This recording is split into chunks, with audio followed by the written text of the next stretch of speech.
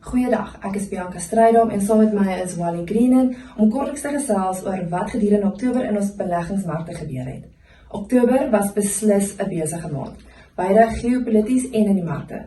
Ons het verskeie positiewe verwikkelinge gesien, die vredeooreenkoms in Gaza, lae rentekoers in die VSA, ontspanning in die handelsverhouding tussen China en die VSA en plaaslik natuurlik die goeie nuus dat Suid-Afrika van die gryslys af verwyder is. So Wally, wat is die belangrikste implikasies daarvan dat Suid-Afrika van die gryslys af verwyder is? Dankie Bianca. Ja, ek dink mense moet eers teruggaan en gaan kyk hoekom is ons op die lys geplaas. Ons is in Februarie 2023 op die gryslys geplaas saam met 'n klomp ander lande. En die rede was omdat ons swak beheer gehad het oor finansiële misdaad en ons wetstoepassing te stadig was. Nou in 2025 is ons van die gryslys afgehaal. Dit is maar basies 'n refleksie van die feit dat al die harde werk oor die laaste amper 2 jaar om ons finansiële sisteme en rekords en basies in plek te kry en op internasionale standaard te kry. So wat dit beteken vir ons in Suid-Afrika is dat beleggers meer vertroue in Suid-Afrika het, omdat ons aan internasionale standaarde voldoen.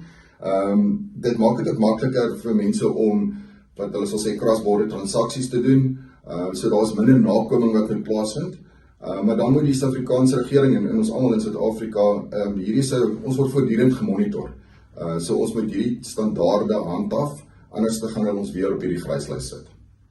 Markte het weer eens baie sterk vertoon in Oktober. Wat was die hoofdryfvere agter hierdie momentum?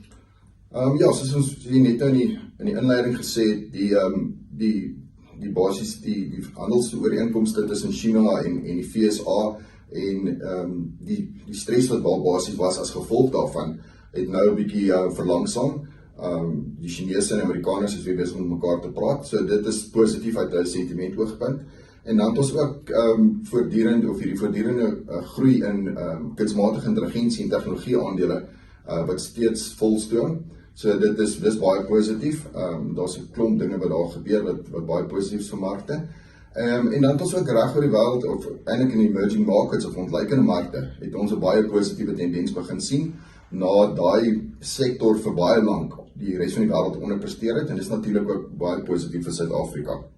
En laastens Wally, sien jy steeds geleenthede in die Suid-Afrikaanse mark? Ja, definitief. As jy gaan kyk na die groei wat op die JSE plaasgevind het hierdie jaar, het omtrent 75% van die groei was basies in goud en platinum en dan nasionale pers en pryses.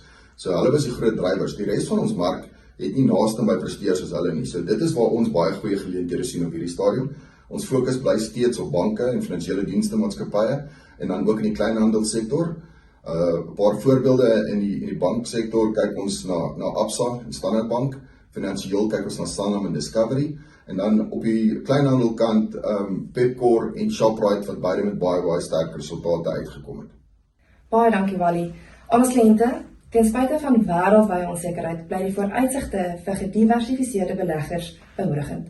Suid-Afrika se verbeterende internasionale posisie en die moontlikheid van lae rentekoerse skep 'n gunstige omgewing vir die res van die jaar. Ons hou markte fyn dop en ons sal julle op hoogte hou van enige verdere verwikkelinge. Dankie vir die tyd en ons sien uit om volgende maand met julle te gesels.